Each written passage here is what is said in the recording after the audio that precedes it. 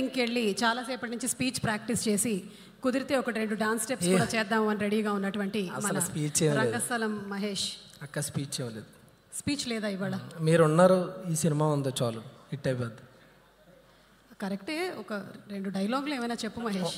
అంటే నువ్వు మహేష్ అని తెలియాలి. ఇవాళ డిఫరెంట్ హెయిర్ స్టైల్తో ఎవరో కొత్త హీరో ఇండస్ట్రీలోకి లాంచ్ అయ్యారని ఫీలింగ్ కలుగుతుంది. సార్కి చెప్పండి, రజాకర్ 2లో పెట్టమని.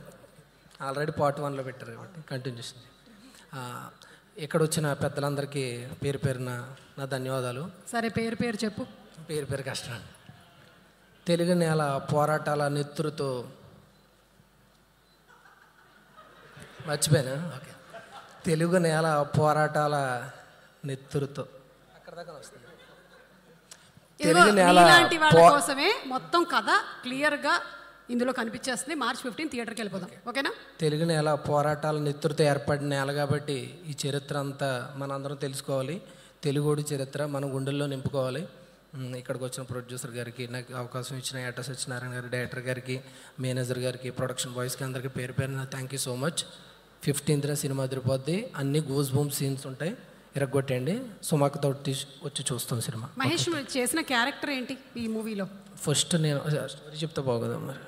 ఆ క్యారెక్టర్ చెప్తే స్టోరీ రివీల్ అయిపోతుందా? అయితే వద్దు, షిఫ్ట్ అవుతాను నేను. Hindu. Thank you Mahesh, thank you. Okay, so ఇలా చాలామంది తారాగణంతో మన ముందుకు వస్తున్నటువంటి ఈ సినిమా అంటే ఎవ్రీబడి హ్యావ్ ప్లేడ్ ద